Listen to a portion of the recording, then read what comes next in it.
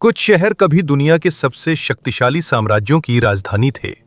प्राचीन काल में ये व्यापार, युद्ध और संपत्ति नियंत्रित करते थे। लेकिन जैसे जैसे सदियां बीतीं, उनमें से कई पूरी तरह से नक्शे से गायब हो गए और इतिहास उन्हें भूल गया।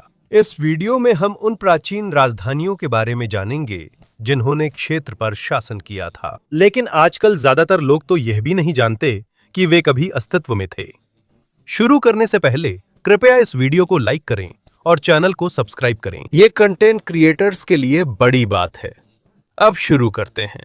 सूसा परसेपोलिस के शक्ति केंद्र बनने से पहले एक ऐसा शहर था जिसने मध्य पूर्व क्षेत्र में व्यापार और राजनीति को लंबे समय तक नियंत्रित किया। वह शहर था सूसा। ये वर्तमान समय के दक्षिण पश्चिमी ईरान में स्थित है, जो पुराने मार्गों के पास है, जो मेसोपोटामिया और ईरानी पठार को जोड़ते हैं। अपनी स्थिति के कारण ये हजारों वर्षों तक कई संस्कृतियों, भाषाओं और साम्राज्यों का मिलन स्थल रहा। पुरातत्वविदों के अनुसार सूसा दुनिया के सबसे पुराने लगातार बसे हुए शहरों में से एक है। यहाँ की सबसे पहली बस्ती के प्रमाण 5वीं सहस्राब्दी ईसा पूर्व के हैं। पर्सिया के शक्तिशाली बनने से पहले ये प्राचीन एलाम साम्राज्य का केंद्र था। यहीं पर एलामाइट लोगों की अपनी लेखन प्रणाली विकसित हुई और यहीं उनके महत्वपूर्ण मंदिर और प्रशासनिक केंद्र भी बनाए गए। सीधे शब्दों में कहें तो ये सिर्फ एक साधारण शहर नहीं था, ये एक शक्तिशाली सभ्यता की राजनीतिक और धार्मिक राजधानी थी, जिसे आज बहुत से लोग लगभग भूल चुके हैं। सूसा फारसी साम्राज्य के आने पर और प्रसिद्ध हुआ। जैसे जैसे व्यापार मार्ग बदलते गए और सत्ता का केंद्र दूसरे शहरों में स्थानांतरित होता गया, सूसा का प्रभाव धीरे धीरे कम होता गया। सेलुसिड साम्राज्य के मजबूत होने पर सिकंदर महान की विजयों के बाद पहले का शक्तिशाली शहर और नजरअंदाज होने लगा। समय के साथ यह मिट्टी और इतिहास के नीचे दब गया, लेकिन 19वीं सदी के अंत से लेकर 20वीं सदी की शुरुआत तक सूसा में फिर से रुचि जाग उठी, जब फ्रांसीसी पुरातत्वविदों ने वहां बड़े पैमाने पर खुदाई की। उन्होंने हजारों कलाकृतियां खोजीं, जिनमें मिट्टी की तख्तियां और महल के हिस्से शामिल थे। सूसा को आज एक महत्वपूर्ण यूनेस्को विश्व धरोहर स्थल माना जाता है, लेकिन इसके बावजूद ये अक्सर बेबीलोन या परसेपोलिस जैसे अधिक प्रसिद्ध नामों के आगे दब जाता है, क्योंकि बहुत लंबे समय तक सूसा उन जगहों में से एक था जहां मेसोपोटामिया, फारस और एलाम की संस्कृतियां आपस में मिली थीं। एक ऐसा शहर जो कभी प्राचीन दुनिया के सबसे बड़े साम्राज्यों में से एक अक्सुम का दिल था। वर्तमान इथियोपिया के उत्तरी भाग में आज भी विशाल पत्थर के स्मारक खड़े हैं। ये आधुनिक गगनचुंबी इमारतों जैसे दिखते हैं, लेकिन एक ही पत्थर से तराशे गए हैं। ये अक्सुम के ओबेलिस्क हैं, जो कभी शक्तिशाली अक्सुम साम्राज्य की राजधानी था। अधिकतर लोगों को इसकी जानकारी नहीं है, लेकिन जब ये अपनी शक्ति के चरम पर था, तो रोमन और बिजेंटिन लेखक अक्सम को फारस, भारत और चीन के साथ दुनिया की सबसे महत्वपूर्ण सभ्यताओं में से एक मानते थे। लाल सागर के पास होने के कारण अक्सुम अफ्रीका, मध्य पूर्व और भारत के बीच अंतर्राष्ट्रीय व्यापार का केंद्र बन गया। यहां से हाथी दांत, सोना, लोबान और अन्य कीमती वस्तुएं गुजरती थीं, जबकि दुनिया के अन्य हिस्सों से कपड़ा, कांच और मसाले यहां आते थे। जब वैश्विक परिवहन सीमित था, व्यापार मार्गों पर नियंत्रण होना बहुत बड़ा लाभ था, और यही बात अक्सुम को समृद्ध बनाने का कारण बनी। 4वीं शताब्दी ईस्वी में साम्राज्य में बड़ा बदलाव आया। राजा इजाना ने ईसाई धर्म अपना लिया और बाद में ईसाई धर्म राज्य का आधिकारिक धर्म बन गया। इसी कारण इथियोपिया शुरुआती देशों में था जिसने ईसाई धर्म को राज्य धर्म बनाया। आज भी उस प्रभाव को इथियोपियाई ऑर्थोडॉक्स परंपराओं में देखा जा सकता है। 7वीं सदी के आते आते क्षेत्र में इस्लामी शक्तियों के विस्तार के बाद लाल सागर व्यापार मार्गों पर नियंत्रण बदल गया। धीरे धीरे साम्राज्य की अर्थव्यवस्था प्रभावित हुई और अंतर्राष्ट्रीय व्यापार में इसका प्रभाव कम हो गया। जैसे जैसे आय और दुनिया के अन्य हिस्सों से संबंध कम होते गए, सत्ता का केंद्र धीरे धीरे दूसरी जगहों पर स्थानांतरित होने लगा। अंत में अक्सुम शांत शहर बन गया, जो खंडहरों और स्मारकों से भरा था, लेकिन साम्राज्य की कमजोरी के बाद भी इसका ऐतिहासिक योगदान बना रहा। हातूसा तुर्की के पहाड़ों में स्थित है, जहां उस शहर के खंडहर हैं जिसे मिस्र के राजाओं और मध्य पूर्व की शक्तियां कभी डर के साथ देखती थीं। आज यह रोम या एथेंस जैसा प्रसिद्ध नहीं है, लेकिन कांस्य युग के उत्तरार्ध में हित्ती दुनिया की सबसे शक्तिशाली ताकतों में थे।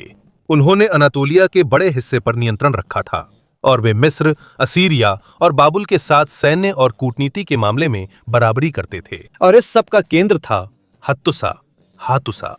शहर चारों तरफ मजबूत दीवारों से घिरा था, जो पथरीली जमीन के अनुसार बनी थीं, जिससे दुश्मन आसानी से नहीं घुस सकता था। शहर के सबसे प्रसिद्ध हिस्सों में से एक है सिंह द्वार। यह एक भव्य प्रवेश द्वार है, जिसमें खुदे हुए शेर हैं, जो सुरक्षा और शक्ति का प्रतीक हैं। यहाँ राजा द्वार है, जिस पर योद्धा या देवका की उभरी नक्काशी है। यह दिखाता है कि हित्तियों के लिए राजनीति, धर्म और सैन्य शक्ति का एक साथ होना कितना महत्वपूर्ण था।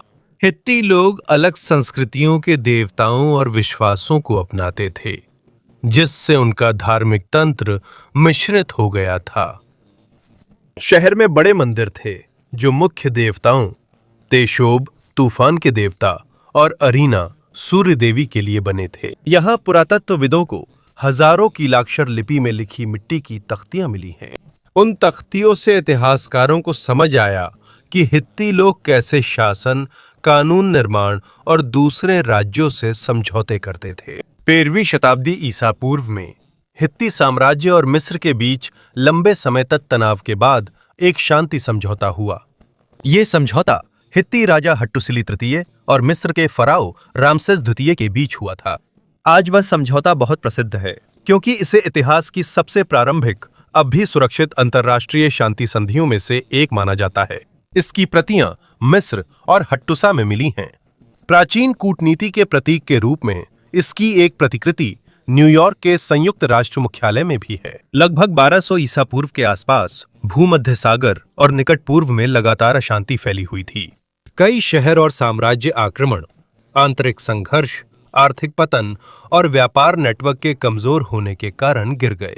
आज हत्तुसा एक यूनेस्को विश्व धरोहर स्थल है, और भले ही ये अन्य प्राचीन राजधानियों जितना प्रसिद्ध नहीं है, ये शहर महत्वपूर्ण है, क्योंकि ये दिखाता है कि इतिहास के बहुत ही प्रारंभिक दौर में भी जटिल सरकारें, अंतर्राष्ट्रीय कूटनीति और बड़े शहर थे, जो अपने समय के सबसे शक्तिशाली साम्राज्यों के साथ प्रतिस्पर्धा कर सकते थे। तुष्पा तुर्की के पूर्वी हिस्से में एक बहुत बड़े झील के पास, जिसे वान झील कहा जाता है, वहां एक प्राचीन पत्थर का किला खड़ा है, जो एक खड़ी पहाड़ी के ऊपर स्थित है। पहली नजर में ये एक साधारण खंडहर लगता है, लेकिन 2000 साल पहले ये क्षेत्र के सबसे शक्तिशाली साम्राज्यों में से एक का केंद्र था। ये टुष्पा है, जो कभी उरार्तु साम्राज्य की राजधानी थी। जब असीरिया मेसोपोटामिया में अपना प्रभाव बढ़ाने में व्यस्त था, तो एनातोलिया के पहाड़ी इलाकों में एक और राज्य चुपचाप ताकतवर हो रहा था, और वो था उरार्तु।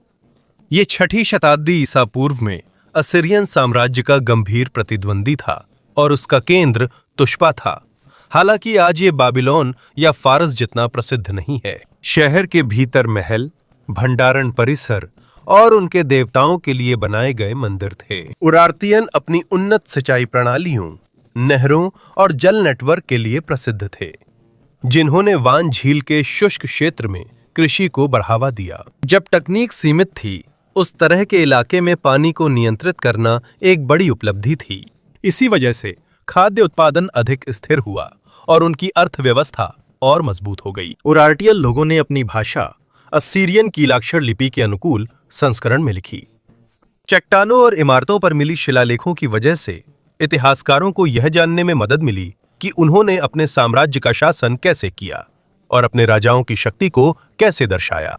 6ठी शताब्दी ईसा पूर्व तक बाहरी हमलों और आंतरिक पतन के संयोजन के कारण उरार्तु पूरी तरह से गिर गया। जब फारसी साम्राज्य ने विस्तार किया और इस क्षेत्र को अपने नियंत्रण में ले लिया, तब तुष्पा एक परित्यक्त शहर बनकर रह गया। आज भी वान किले के कुछ हिस्से खड़े हैं, जिनमें दीवारें, सीढ़ियां और चट्टानों को सीधे काटकर बनाए गए कक्ष शामिल हैं। ये शांत स्मृति है उस साम्राज्य की जो कभी निकट पूर्व में बड़ी शक्ति था। हालांकि यह मुख्य धारा के इतिहास में प्रसिद्ध नहीं है, तुष्पा महत्वपूर्ण है क्योंकि यह दर्शाता है कि प्रसिद्ध साम्राज्यों के अलावा भी अन्य उन्नत सभ्यताएं थीं, जिनकी अपनी पहचान, इंजीनियरिंग और सैन्य शक्ति थी। मेरोन नाइल नदी के पूर्वी किनारे पर स्थित है और ये कुश साम्राज्य की राजधानी थी। लगभग 4वीं शताब्दी ईसा पूर्व से लेकर 4वीं शताब्दी ईस्वी तक। शुरुआत में कुश की शक्ति का केंद्र नपाटा में था, लेकिन बाद में उन्होंने राजधानी को मेरोन में स्थानांतरित कर दिया। इसका सबसे महत्वपूर्ण कारण था उस स्थान की लौह अयस्क भंडारों तक पहुंच। मेरोन लोहे के उत्पादन का एक प्रमुख केंद्र बन गया। प्राचीन लेखकों के अनुसार शहर के चारों ओर धुएं की मोटी परत रहती थी, क्योंकि वहां बहुत सी भट्टियां थीं और धातु गलाने का काम होता था। और इसे पुरातात्विक प्रमाण भी समर्थन देते हैं, क्योंकि आज भी वहां बड़े बड़े स्लैग के ढेर और लोहे के उत्पादन के निशान देखे जा सकते हैं। लोहे के औजार और हथियार बनाने का नियंत्रण सीधे तौर पर सैन्य और आर्थिक शक्ति से जुड़ा हुआ था। जहां कई राज्य अभी भी आयातित सामग्री पर निर्भर थे, वहीं मेरोय के पास अपनी खुद की उपकरण और हथियार बनाने की क्षमता थी। कुश के राजाओं ने भी मंदिर, महल और पिरामिड बनवाए। मेरोय के पिरामिड मिस्र की तुलना में छोटे थे, लेकिन इनकी ढलान अधिक तीखी थी। और आज भी इस क्षेत्र में 200 से अधिक पिरामिड मौजूद हैं, जो दुनिया में पिरामिड संरचनाओं की सबसे बड़ी सांद्रता में से एक है। ईसा पूर्व पहली सदी में जब रोम ने मिस्र पर कब्जा कर लिया, तो कुश और रोमन साम्राज्य के बीच तनाव पैदा हो गया। रोमन स्रोतों के अनुसार अमानी रेनस ने ऑगस्टस की सेना के खिलाफ लड़ाई लड़ी और कुश ने एक शांति समझौते के बाद अपनी स्वतंत्रता बनाए रखने में सफलता पाई। उस समय जब रोम के विस्तार को लगभग कोई नहीं रोक सकता था, एक अफ्रीकी राज्य ने सफलतापूर्वक बातचीत की और लंबे समय तक स्वतंत्र बना रहा। लेकिन 4वीं शताब्दी ईस्वी में मेरोय कमजोर होने लगा। व्यापार मार्ग बदल गए, इसका क्षेत्र में प्रभाव कम हो गया और पूर्व में अक्सुम साम्राज्य मजबूत हो गया। आखिरकार शहर को छोड़ दिया गया और ये धीरे धीरे दुनिया की यादों से गायब हो गया। 19वीं शताब्दी में यूरोपीय खोजकर्ताओं ने इसके खंडहरों को फिर से खोजा। वहीं से आधुनिक पुरातात्विक रुचि फिर शुरू हुई। उस साम्राज्य में जो अफ्रीका के सबसे शक्तिशाली साम्राज्यों में था। आनी, जो वर्तमान तुर्की और आर्मेनिया की सीमा पर है, एक परित्यक्त शहर है जिसे घास के मैदानों और खड़ी चट्टानों ने घेर रखा है। पहली नजर में ये शांत खंडहर दिखते हैं, लेकिन मध्य युग में ये क्षेत्र के सबसे अमीर और सुंदर शहरों में से एक था। यह है आनी, जो कभी बगरेटेड आर्मेनियाई राज्य की राजधानी थी। 10वीं और 11वीं शताब्दी में आनी अपनी शक्ति के चरम पर था। यह शहर व्यापार मार्गों के बीच था, जिससे बाइजेंटाइन साम्राज्य, फारस और अरब दुनिया जुड़ते थे, इसलिए ये जल्दी अमीर हो गया। कुछ इतिहासकारों का मानना है कि इसकी आबादी 1 लाख से भी ज्यादा थी। अपने चरम वर्षों में ये एक मध्ययुगीन शहर के लिए बहुत बड़ी संख्या थी, और यहाँ चर्चों और मठों की बड़ी संख्या के कारण अनी को 1001 चर्चों का शहर के नाम से जाना जाता था। लेकिन सिर्फ संख्या इस शहर को खास नहीं बनाती थी। यहाँ की प्रसिद्ध इमारतों में एक है अनी का कैथेड्रल, जिसे आर्मीनियाई वास्तुकार तारदाद ने डिजाइन किया। वह वही प्रसिद्ध व्यक्ति हैं जिन्होंने बाइजेंटाइन काल में भूकंप के बाद हागिया सोफिया की मरम्मत में मदद की थी।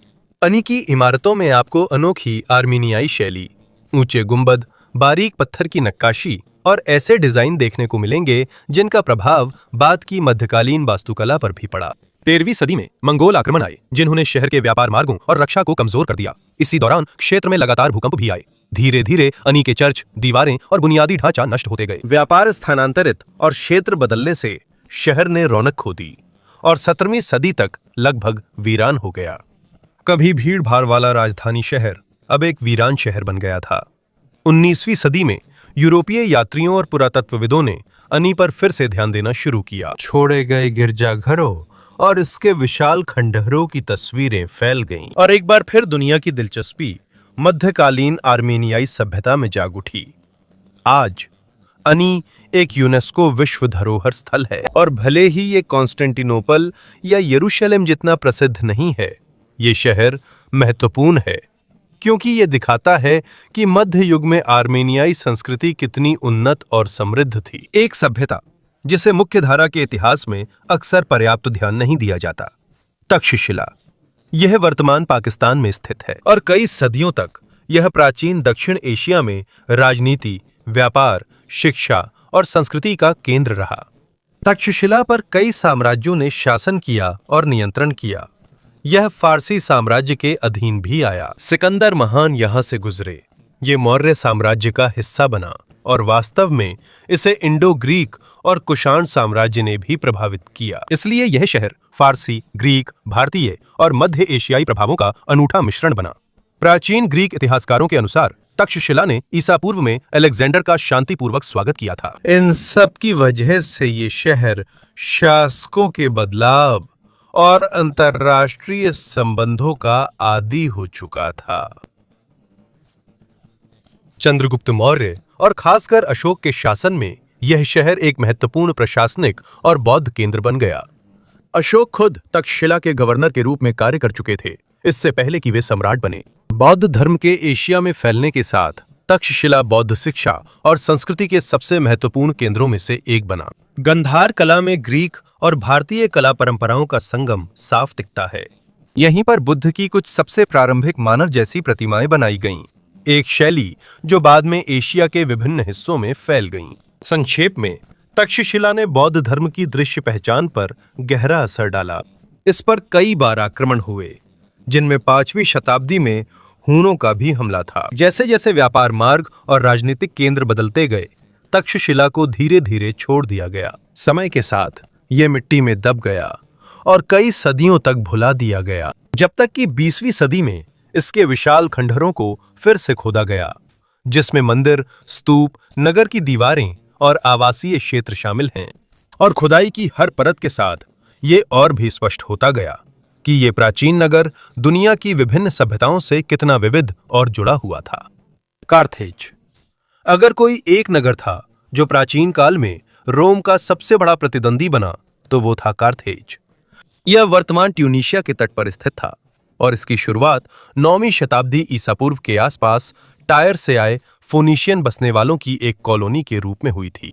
लेकिन समय के साथ कार्थेज एक साधारण व्यापारिक कॉलोनी से बढ़कर एक विशाल समुद्री साम्राज्य बन गया। इसका नियंत्रण उत्तर अफ्रीका, स्पेन, सिसिली और भूमध्य सागर के अन्य रणनीतिक क्षेत्रों पर था। कार्थेज की शक्ति की कुंजी समुद्र था। कार्थेज अपने गोलाकार सैन्य बंदरगाह के लिए जाना जाता था, जिसमें 200 से अधिक युद्धपोत समा सकते थे। इतिहासकारों और पुरातत्वविदों के पुनर्निर्माण के अनुसार इसके डॉक, शिपयार्ड और भंडारण सुविधाएं बहुत ही संगठित थीं। इसी कारण कार्थेज ने सदियों तक भूमध्य सागरीय व्यापार पर राज किया। पर सिर्फ व्यापार ही इसे खास नहीं बनाता था। 146 ईसा पूर्व में तीसरे प्यूनिक युद्ध के बाद स्किपियो एमिलियानुस के नेतृत्व में रोमन सेनाओं ने कार्थेज को नष्ट कर दिया। प्राचीन स्रोतों के अनुसार शहर जला दिया गया, कई लोग मारे गए या गुलाम बना लिए गए और रोम ने इसकी पूरी जमीन पर कब्जा किया। बाद में रोमनों ने शहर को फिर से बसाया। जूलियस सीजर और ऑगस्टस के समय में यह फिर से रोमन अफ्रीका का एक महत्वपूर्ण केंद्र बन गया।